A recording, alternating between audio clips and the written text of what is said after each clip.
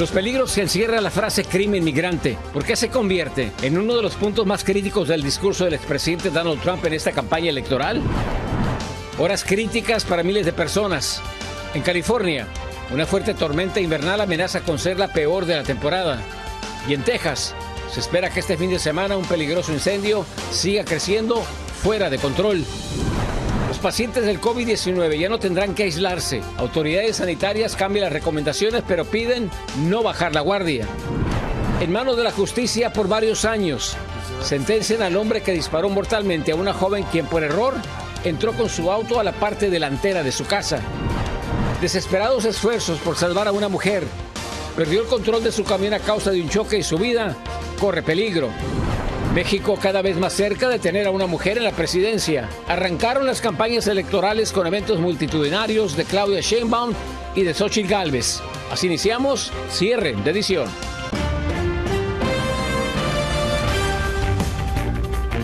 ¿Qué tal? Muy buenas noches, bienvenidos a su noticiero nacional cierre de edición. Les informa José Armando Ronstadt. Mil gracias por estar con nosotros. Iniciamos con lo siguiente. El expresidente Donald Trump continúa cautivando su base electoral y quizás a nuevos votantes con un discurso de propaganda que muchos califican de está lleno de racismo y de odio, ya que está usando inmigrantes, calificándolos de criminales que invaden la nación con sus actos violentos. Pero, ¿qué tan peligroso pueden ser estas palabras que contradicen a varios estudios y datos del gobierno? Dayani López con más información. Dayani, buenas noches. José, muy buenas noches. Si bien esta retórica no es algo nuevo, sí es muy amenazador para la nación y específicamente para las comunidades migrantes, ya que las declaraciones de propaganda que hacen eco tras el lamentable asesinato de la joven universitaria a manos de un migrante pueden desatar más olas de odio, tiroteos, tensiones y más división en nuestro país.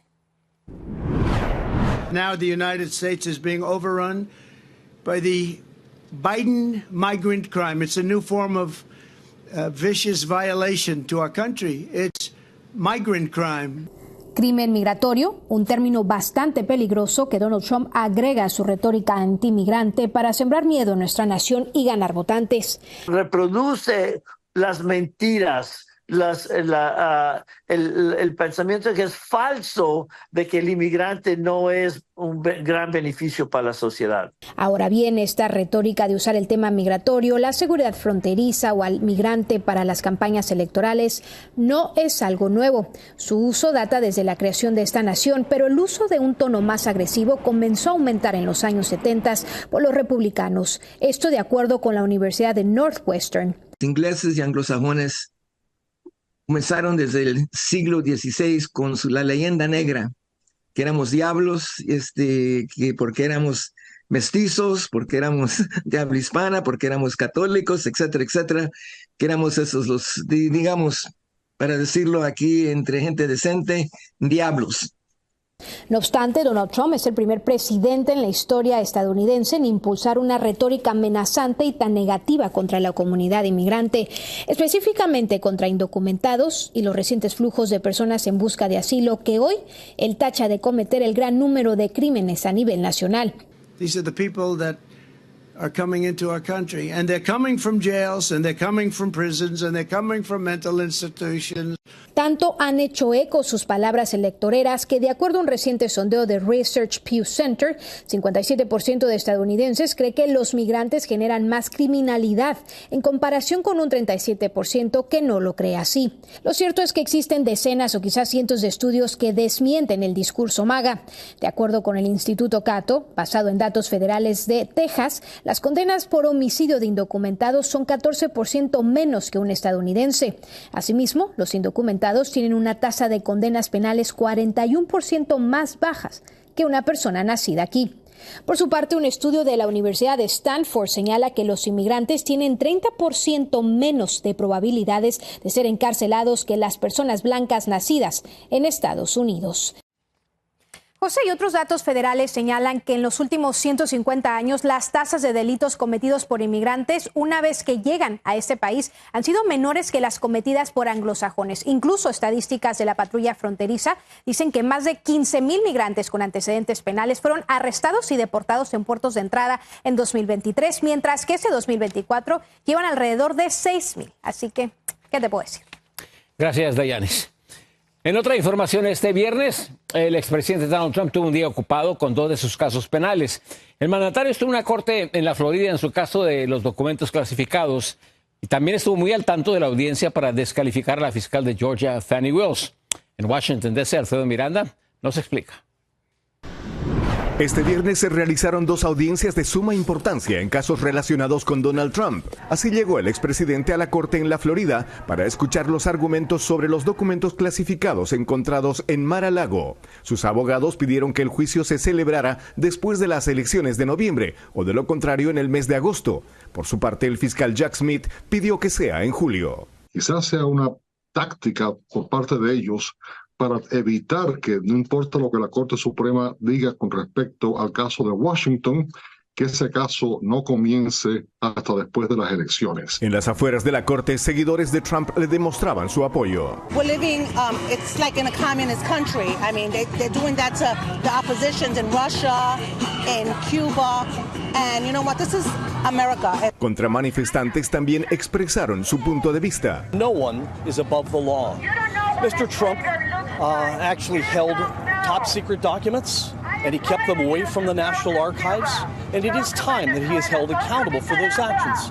Casi al mismo tiempo, en otra audiencia en el estado de Georgia, el juez Scott McAfee escuchó los argumentos finales en el caso en el que el equipo de abogados de Trump y otros coacusados buscan descalificar a la fiscal de distrito del condado de Fulton, Fani Willis, en el caso de extorsión para revertir las elecciones en Georgia por su relación con el fiscal especial Nathan Wade. Según los argumentos de hoy, yo creo que el hecho de que se haya ganado, que haya habido ganancia económica por parte de ella, yo no creo que la defensa pudo establecer eso en una forma suficiente para que se revirtiera el caso y que se excluyera a la señora Willis del caso. Sin embargo, existe otro factor que el juez tendrá que valorar al momento de tomar su decisión, y es que durante las audiencias del juicio, la fiscal Willis no habría dicho la verdad.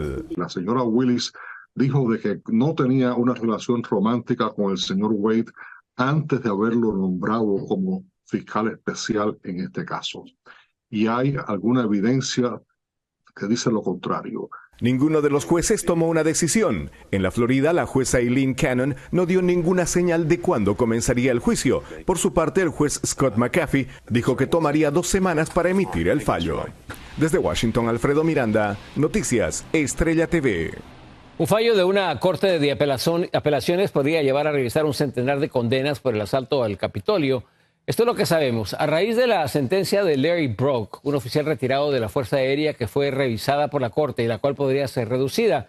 Si la sentencia se cambia, el fallo podría impactar a decenas de casos relacionados con el mismo suceso y acusados podrían entonces solicitar una revisión de sus penas. Y este viernes el presidente Joe Biden firmó un proyecto de ley temporal para evitar un cierre de gobierno, esto con el propósito de proporcionar tiempo adicional para finalizar y aprobar los proyectos de ley de financiamiento para todo el año. Para eso el Congreso estableció 2 fechas límite, el 8 y el 22 de marzo. Y un empresario de Nueva Jersey se ha declarado culpable de intentar sobornar al senador Bob Menéndez. Su nombre es José Uribe. Él aceptó 7 cargos, entre ellos conspiración para cometer sobornos y cooperar con la Fiscalía en la investigación de este caso de presunta corrupción. Los fiscales alegan que Uribe le dio un auto Mercedes-Benz a la esposa del senador. Por su parte, el senador Bob Menéndez sigue declarándose inocente. Gran parte del país se enfrenta a escenarios climáticos complicados. En California, los embates de una poderosa tormenta de nieve causan caos en varias zonas, mientras que el estado de Texas continúa bajo el acecho del incendio más grande de su historia. Laura Ortega nos tiene más información. A California llegó la nevada más grande del año. La poderosa tormenta empezó a mostrar su poderío la noche de ayer jueves en el norte del estado, desatando alertas en las áreas montañosas. La enorme caída de nieve y vientos extremos provocaron caos en varias carreteras, pues la visibilidad de muchos conductores se vio comprometida. La alerta de las autoridades está al máximo, ya que se estima que la tormenta empeore la noche de este viernes. En las montañas se espera por lo menos acumulaciones de nieve de 6 a 12 pies de altura y los vientos alcancen las 115 millas por hora. Por ahora, las áreas más comprometidas se encuentran Lake Tahoe y el Parque Nacional Yosemite, quien ha cerrado sus puertas al público. La recomendación de las autoridades es mantenerse en casa de ser posible, ya que la tormenta se extenderá durante todo el fin de semana. En contraste con esta situación en Texas, el incendio de Smokehouse Creek pasó de ser el más grande en la historia de Texas al segundo más grande del país. Este monstruo de fuego ha consumido más de 1 millón de acres, dejando solo destrucción a su paso. Esta tarde, el gobernador de Texas, Greg Abbott, se refirió a la tragedia y preliminarmente dijo que al menos unas 500 estructuras pueden haber sido destruidas por este devastador incendio forestal. When you look at the damages that have occurred here, it's just gone, completely gone. Nothing left but ashes on the ground. Mientras continúan las labores de extinción del fuego, que por ahora solo está contenido en un 15%, Abbott anunció una solicitud de declaración federal de desastre para enfrentar la tragedia y advirtió que la situación podría empeorar durante el fin de semana. We face enormous potential fire dangers as we head into this weekend. No one can let down their guard. Everyone must remain very vigilant. Para Noticias Estrella TV, Laura Ortega. En Irving, Texas, un guardia de seguridad fue víctima de un violento asalto a punta de pistola. Esto mientras se encontraba en un cajero automático. En este incidente, el asaltante amenazó al guardia, lo obligó a quitarse los pantalones y escapó con una suma considerable de dinero. La policía aún sigue buscando al sospechoso y está pidiendo la colaboración del público para tratar de identificar al asaltante. Y en Illinois, el Departamento de Policía de Chicago reveló las imágenes del fatal tiroteo a un hombre afroamericano dentro de su propio departamento. En las imágenes se puede apreciar a 6 oficiales entrando al lugar e irrumpiendo en la habitación del hombre identificado como Isaac Goodlow. Luego se escuchan 2 disparos. Ahora la familia ha demandado al Departamento de Policía ya que le digan que los oficiales cometieron negligencia y dejaron morir al sujeto. Más información en cuestión de minutos. Regresamos después de esta pausa. Personas contagiadas por COVID-19 ya no tendrán que aislarse en sus casas. Al regresar, le vamos a presentar las nuevas recomendaciones. Y sentencian a prisión a un hombre por matar a una joven que ingresó por error al frente de su propia casa.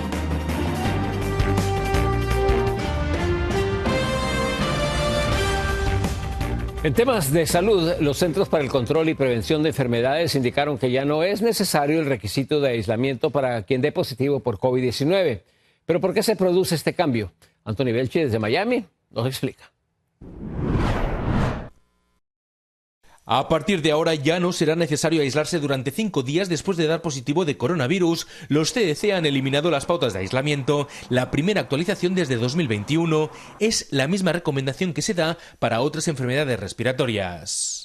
No solamente de COVID, pero también de virus sincitial respiratorio, también de influenza y de virus de gripa comunes también. Es un paso más del avance para proteger a la sociedad de las enfermedades graves causadas por el COVID, aunque eso sí, la población más vulnerable no debería bajar la guardia. Sobre todo personas que sean susceptibles a complicarse, mayores de 65 años con enfermedades que hagan que su sistema inmune pueda estar deprimido. Las hospitalizaciones y muertes por COVID han bajado un 10% en el último mes. Pese al anuncio de los CDC, los médicos aseguran que igualmente hay que tomar precauciones y que si uno no se siente bien, no debe ir a trabajar o tener contacto con otras personas.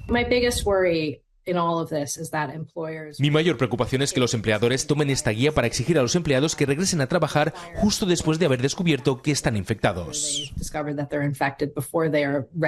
Algunos estados como California u Oregón ya habían relajado sus medidas antes. Al mismo tiempo, los científicos siguen defendiendo el uso de las vacunas porque gracias a ellas se pudo reducir la transmisión y la gravedad del virus. Es un efecto importante porque previene enfermedades graves, o sea que se vuelve en un arma fundamental para prevenir muertes por este tipo de virus. A pesar de que el COVID no es una amenaza, los médicos avisan que no sería extraño que aparecieran otros tipos de virus y nos obligara a estar alerta, aunque no es el caso. Desde Miami, Florida, Anthony Belchi, Noticias de Estrella TV.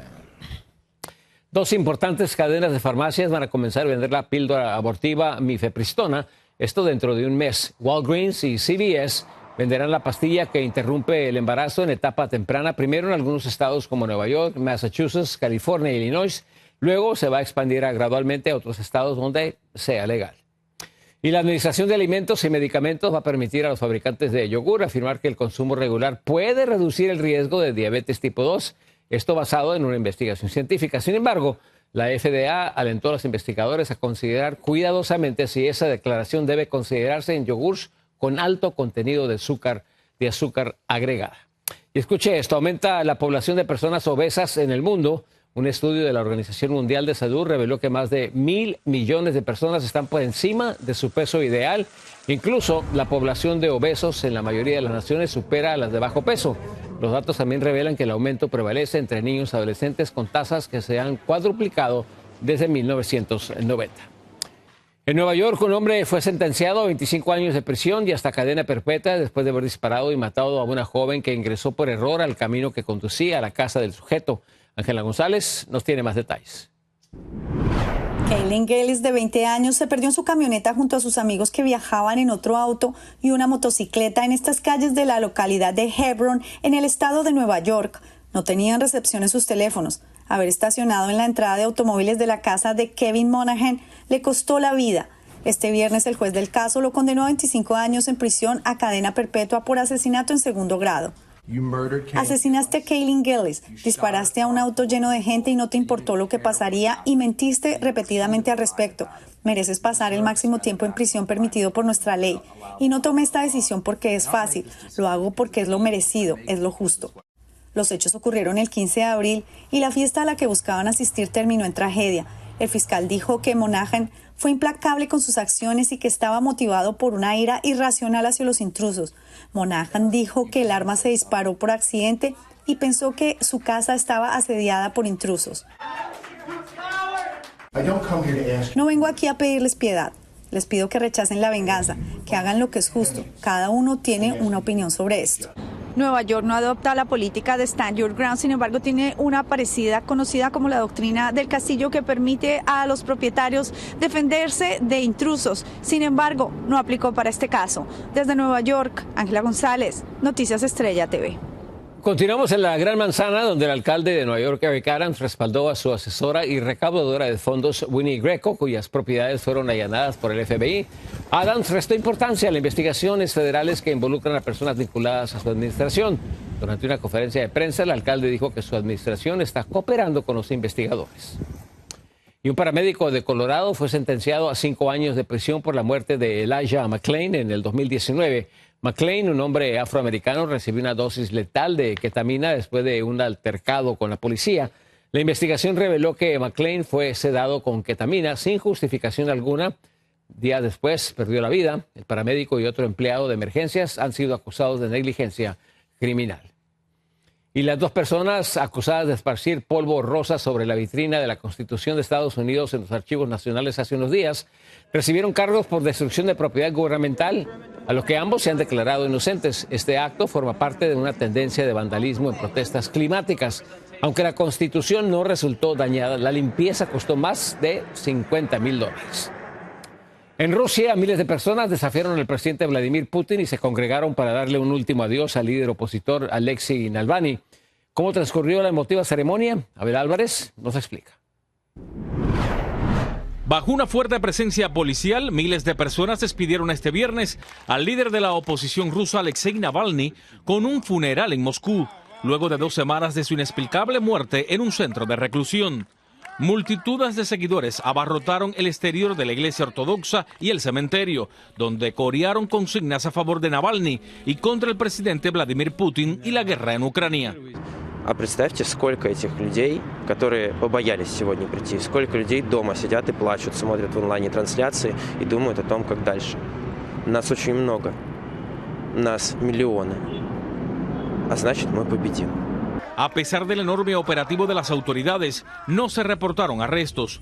Yulia Navalny, la viuda de Navalny, no fue vista en el funeral, pero a través de redes sociales prometió continuar su trabajo y le agradeció cariñosamente a Alexei por 26 años de absoluta felicidad. El funeral se produjo tras una batalla con las autoridades por la liberación de su cuerpo. Su equipo dijo que varias iglesias de Moscú se negaron a celebrar el funeral del hombre que hizo una cruzada contra la corrupción oficial y organizó protestas masivas. Muchos líderes occidentales culparon de la muerte a Vladimir Putin, acusación que el Kremlin rechazó airadamente. Soy Abel Álvarez, Noticias Estrella TV.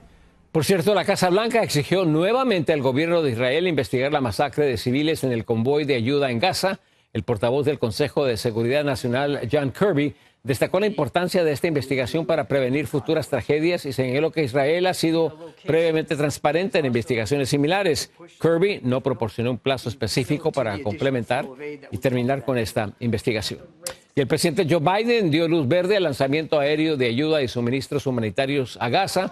Esto a solo un día después de que tropas israelíes abrieran fuego contra una multitud que esperaba ayuda humanitaria y que dejó un saldo de por lo menos 115 civiles muertos y a más de 750 personas heridas. Innocent lives are on the line and children's lives are on the line. And we won't stand by and let until we get more aid in there. We should be getting hundreds of trucks in, not just several. And I won't stand by. We won't let up, and we're not going to pull out, pull out every stop we can to get more assistance in. So. El presidente afirmó que los lanzamientos van a dar inicio en los próximos días.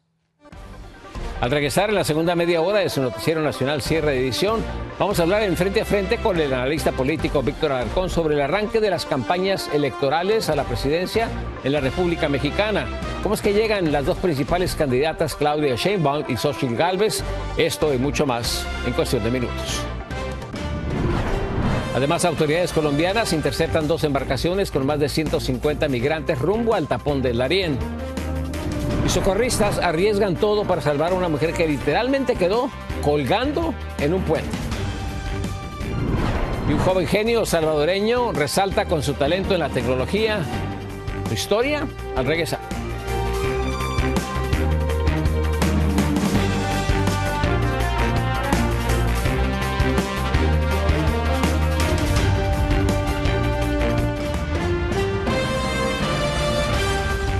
El día de hoy en México, las principales aspirantes a la presidencia arrancaron oficialmente sus campañas electorales que prometen ser históricas, ya que por primera vez una mujer va a asumir el cargo más alto de la nación. En la Ciudad de México, Arturo Vega nos amplía. Oficialmente iniciaron las campañas. Quienes aspiran a la presidencia de México tendrán 90 días para dar a conocer sus propuestas y contrarrestar a sus oponentes. Xochitl Gálvez, candidata presidencial de la oposición, aprovechó los primeros minutos de este viernes y desde Fresnillo, Zacatecas, región del país con mayor percepción de inseguridad, criticó la estrategia federal contra la delincuencia. Iremos sobre aquellas organizaciones que extorsionan y amenazan a los ciudadanos. Durante el día, Gálvez se desplazó a Aguascalientes e Irapuato, en donde tuvo un evento multitudinario. Vamos a defender el valor de la vida, el valor de la verdad, el valor de la libertad. En la capital del país, miles de simpatizantes acompañaron a la candidata presidencial del partido en el gobierno. Hoy México tiene crecimiento, aumento del empleo formal, un peso fuerte. Ante un zócalo repleto, Claudia Sheinbaum enlistó 100 puntos de su programa de nación para dar continuidad a la llamada Cuarta Transformación. La construcción de la paz es una responsabilidad de todos los poderes y eso solo se logra limpiando de corrupción. El electorado considera que la prioridad del próximo gobierno debe ser, entre otras cosas, reforzar la seguridad. Necesita traer la inversión extranjera para poder generar empleo y salud y bienestar. La seguridad, la inversión en la salud pública y la inversión en las energías sustentables. La noche de este viernes, el candidato de Movimiento Ciudadano, Jorge Álvarez Maínez, iniciará su campaña en Lagos de Moreno, Jalisco. Las últimas encuestas ponen a Sheinbaum por encima de Gálvez y las dos con una amplia ventaja sobre Maínez. De mantenerse así, México se perfila a tener a la primera presidenta mujer. Desde la Ciudad de México, Arturo Vega, Vivanco, Noticias Estrella TV.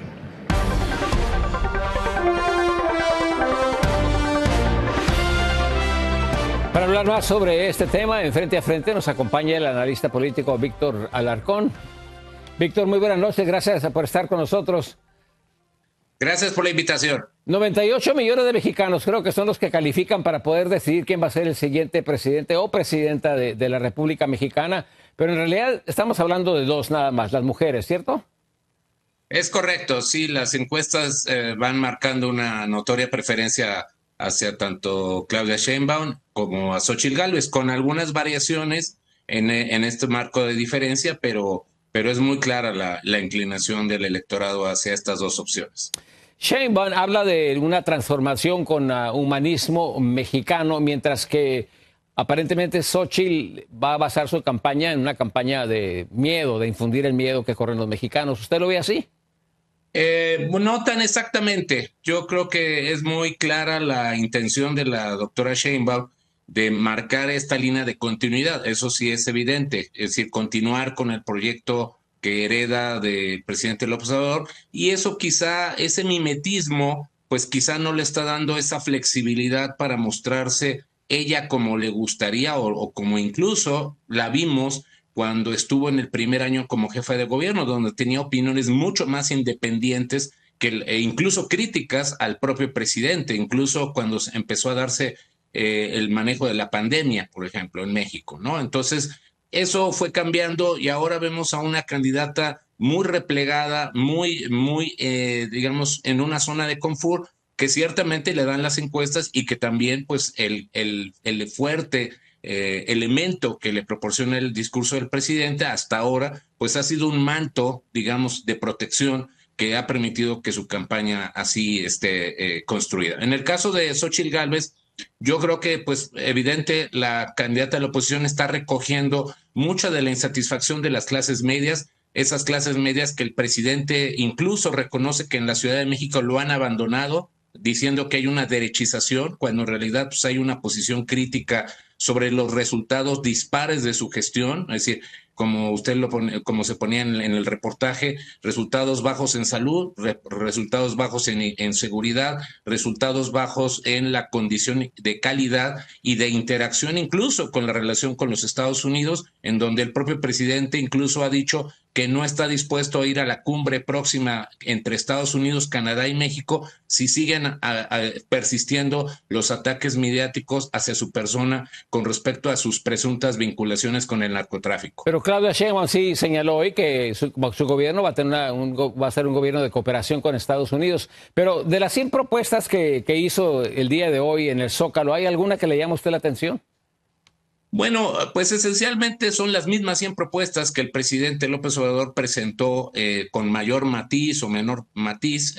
Básicamente ella sigue los elementos centrales de la propuesta obradorista, que sigue siendo esencialmente el combate a la corrupción, es decir, aducir que los cambios para que realmente fructifiquen, para que realmente puedan darse, se necesita insistir en la condición misma de moralizar a la administración pública. Desde luego es un objetivo muy plausible, pero que a la luz de las acusaciones que también han recibido los hijos del presidente y otro tipo de funcionarios públicos que no se han, digamos, plegado adecuadamente a este código de ética que se ha tratado de plantear a lo largo de la administración de López Obrador y lo que quiere volver a replantear la doctora Sheinbaum, pues sí me parece que hay elementos donde habrá que ser mucho más persistente, más allá de lo declarativo, para que realmente la población que sí está muy adherida a los programas sociales, que eso es la principal fuerza efectiva que presenta el gobierno obradorista, me parece a mí que sí tiene que acompasarse con estos otros puntos de deuda en donde muchos sectores de la población pues sí consideran que en este caso la segunda etapa de la transformación tendría que ser mucho más capaz de ofrecer resultados. Bueno, con esa ventaja que lleva, vamos a ver si logra llevar y cumplir todos esos 100 propósitos que comentó hoy el día de hoy. Muchísimas gracias, Víctor. Gracias por su participación. Al contrario, un gusto. Buenas noches. Buenas noches.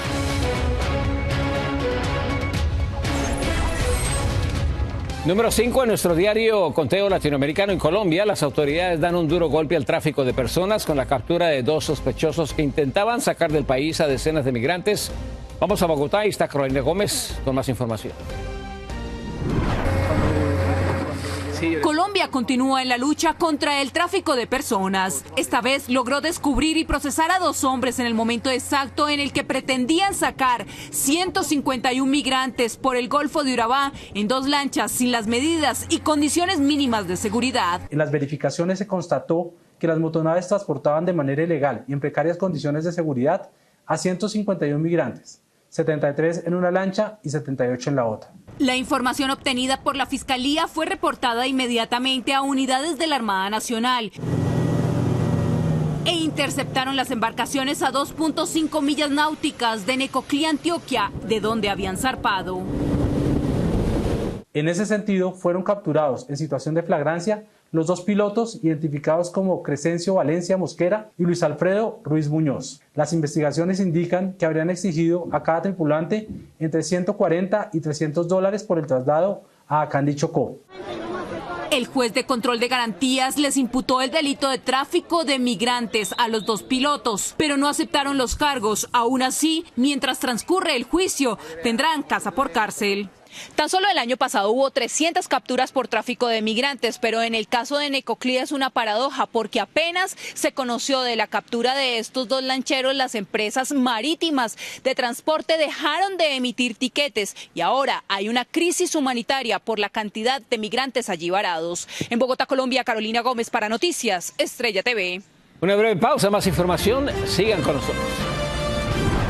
Inicia el mes de la mujer, mes para reflexionar y celebrar los avances en la brecha del género.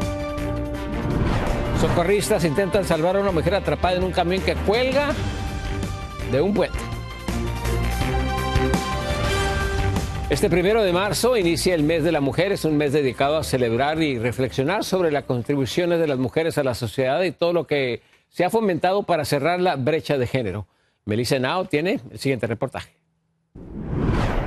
Marzo es el mes que conmemora la historia de la mujer, honrando sus contribuciones y logros, y la administración Biden ha creado políticas para garantizar su salud y la prosperidad económica y poner fin a la violencia de género. Sin embargo, y aunque hay cambios sustanciales desde los años 50, todavía las diferencias están marcadas por la desigualdad de género. Las mujeres en promedio en todo el país ganan 82 centavos por cada dólar que gana un hombre blanco anglosajón. Ahora, las mujeres latinas estamos ganando 52 centavos. Según el Instituto de Investigaciones Pew, las mujeres mayores de 25 años superan en número a los hombres en la fuerza laboral con educación universitaria en el país y ahora representan el 51%. Alrededor de 1/3 de los trabajadores en las 10 ocupaciones mejor pagas del país, es decir, un 35%, son mujeres. En 2022, las mujeres eran el único o principal sostén de la familia en el 16% de los matrimonios entre personas del sexo opuesto, frente al 5% en 1972. President Biden and Vice President Harris will continue to fight to protect access to reproductive health care and call on Congress to restore the protections of Roe v. Wade in federal law for all women in every state. El estudio también evidencia que la mitad de los estadounidenses dice que ser mujer perjudica la capacidad de una persona para salir adelante en este país, mientras que el 24% dice que ayuda y el 25% dice que no ayuda ni perjudica.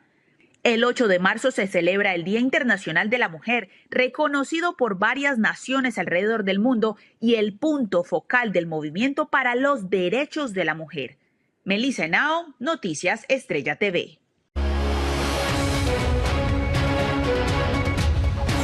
Número 4 en nuestro diario conteo latinoamericano. En Argentina, los feminicidios siguen en aumento. Esto a pesar de alcanzar una cifra récord el año pasado. Solo en febrero, el país registró 61 asesinatos de mujeres y niñas debido a su género.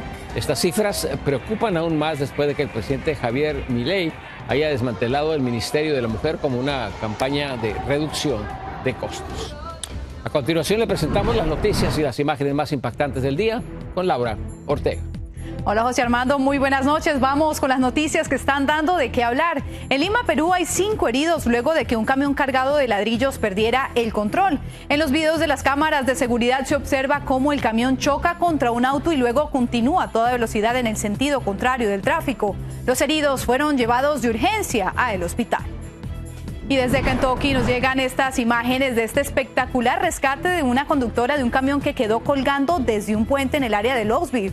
Rescatistas tuvieron que usar una grúa con cuerdas para poder sacar a la mujer que todavía se encontraba dentro de la cabina. Milagrosamente, la conductora resultó ilesa. Las autoridades tardaron varias horas en recuperar el camión. Y en la Florida, la cámara de una pasajera capturó el impactante momento cuando otro bote choca contra ellos. El video fue compartido por la firma legal que representa a varias de las personas heridas en el incidente. Según las autoridades, los barcos navegaban por un canal el pasado 10 de febrero cuando ocurrió el incidente que dejó al menos 13 heridos. Y en el río James, en Virginia, constructores navales están probando un sistema de lanzamiento electromagnético para los portaaviones de la Marina, catapultando objetos similares al peso de una aeronave, alcanzando velocidades de más de 150 millas por hora antes de caer al agua. Según la empresa, los coches de unas 80,000 libras de peso son recuperados para relanzarlos nuevamente y seguir probando este novedoso sistema. Estas fueron las noticias más impactantes del día. Feliz fin de semana.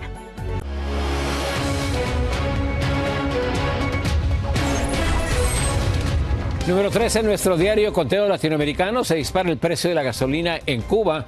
Esto con el fin de reforzar la colapsada economía del país. Cuba, que subsidiaba antes la gasolina a precios muy por debajo del promedio mundial, subió el precio de un tanque de combustible de 11 galones a casi $20, situación que pone a los consumidores en serios aprietos. Entonces estábamos subvencionando no sé qué cosa, porque la estábamos dando casi de gratis, pero el aumento lo que debe tener correspondencia con el salario, ya el resto está bien.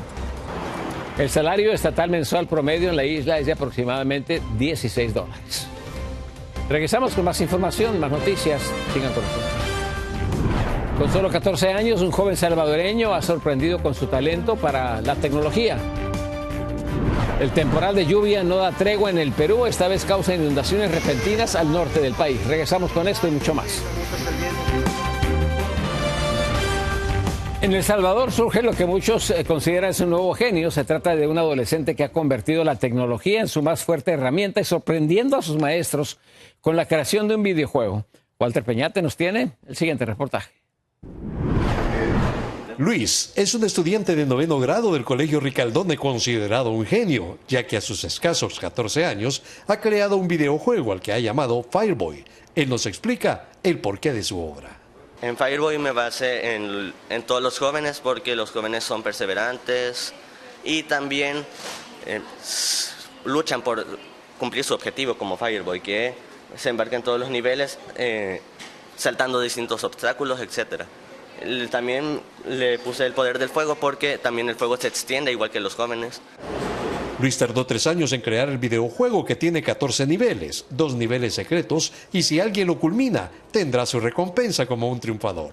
Me llevó a cabo unos 3 años, diría, porque el primer año fue aprender todo lo básico de Unity, y luego los otros 2 años fue ya la creación del videojuego. Uno de los más emocionados por la creación del videojuego de Luis es Raúl Bermúdez, un ingeniero que le imparte clases y a quien considera como su alumno más aventajado. No puede ser que alguien haya hecho un videojuego así como el que ha hecho Luis. Yo no lo creía porque estaba completo el juego y él tenía las ideas bien claras desde un principio. El videojuego usted lo puede encontrar en YouTube bajo el nombre de The Journey of Fireboy y comienza a disfrutar de este desafío.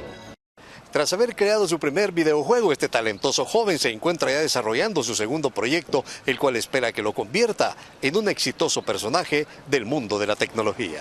Desde San Salvador, El Salvador, Walter Peñate, Noticias, Estrella TV.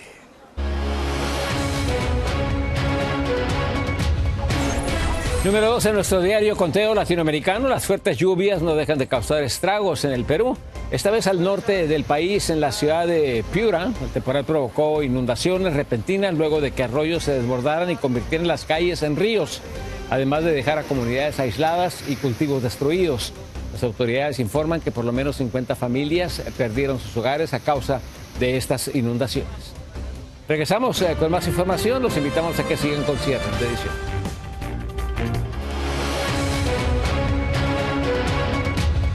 Número 1, nuestro diario conteo latinoamericano. La violencia en Haití no cesa. 4 policías muertos, 5 heridos. Dejó un enfrentamiento con pandillas. El incidente se presentó en Puerto Príncipe cuando un líder de una banda criminal alentó a sus aliados a arremeter contra el primer ministro haitiano Ariel Henry, a quien le exigen dimitir de su cargo. Y esta semana podrían salir del cascarón 3 polluelos de águila calva americana en el sur de California. Vea las imágenes. Una cámara monitorea cada momento del proceso. La madre águila, llamada Jackie, ha estado incubando los huevos que puso a finales de enero en un nido en el lago Big Bear en las montañas de San Bernardino, California. Lo más interesante es que la pareja hombre, como le dicen muchos, que se llama Shadow, también ayuda en la incubación. Feliz fin de semana. Yo soy José Armando Ronstadt. Gracias por su sintonía.